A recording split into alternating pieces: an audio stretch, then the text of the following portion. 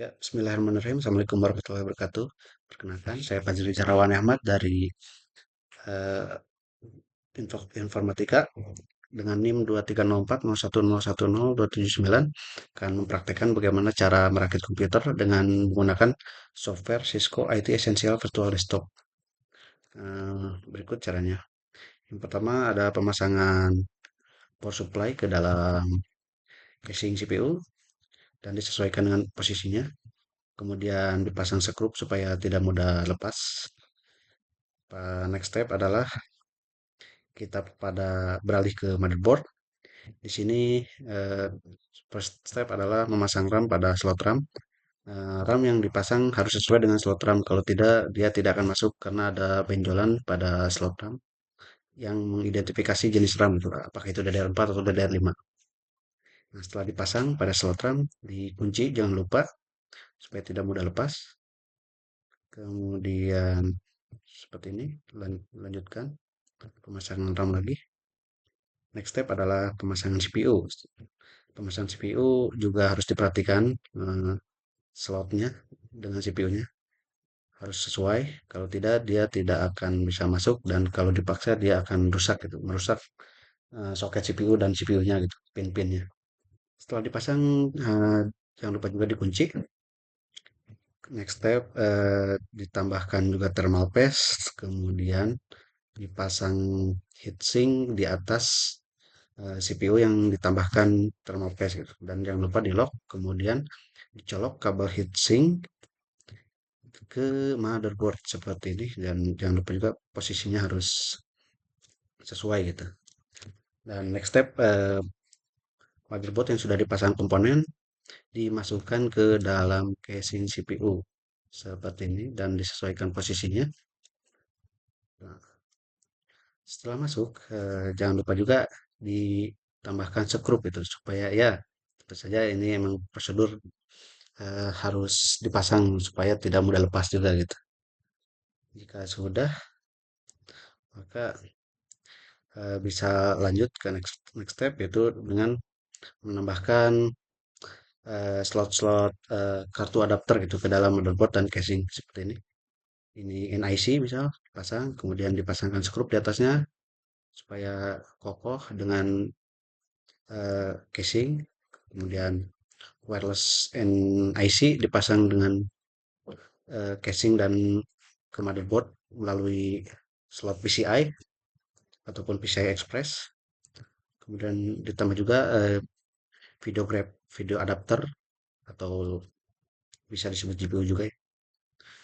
Nah, next step adalah eh, kita memasang drive atau hard disk dan optical drive dan sebagainya. Seperti ini dimasukkan dan disesuaikan juga posisinya. Dan jangan lupa juga dipasangkan skrup supaya tidak mudah lepas. Kemudian optical drive.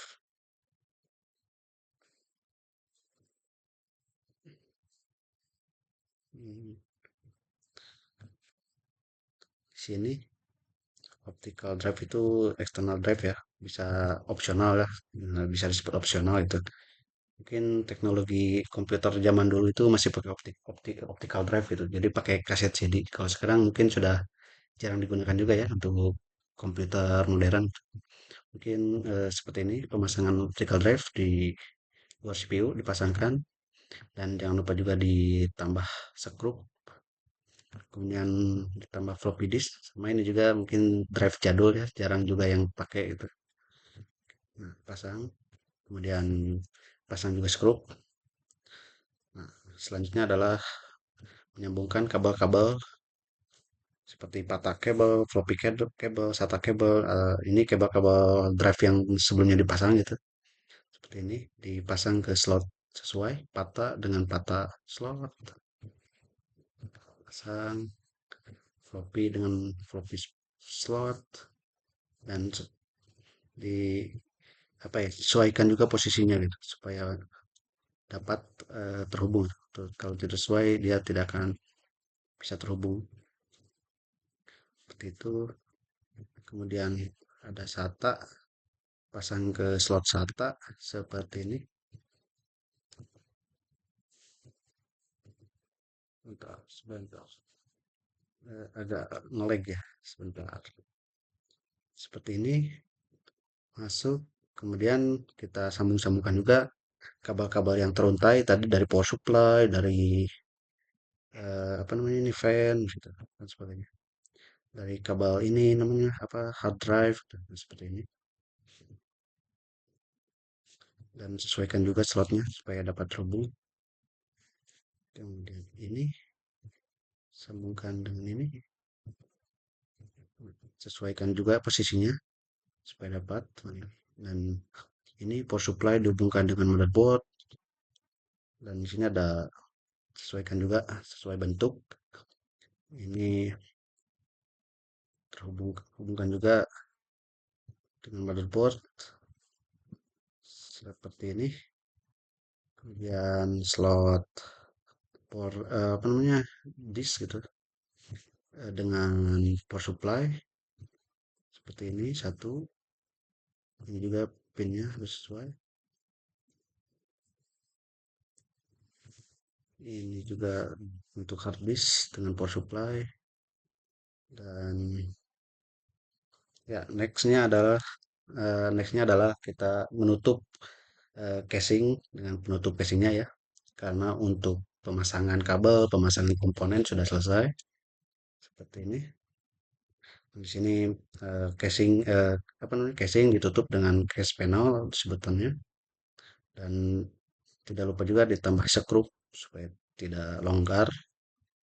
Nah, setelah penutupan casing dan pemasangan internal, kita dapat memasangkan komponen-komponen luar input output seperti mouse, monitor, keyboard, dan lain sebagainya gitu.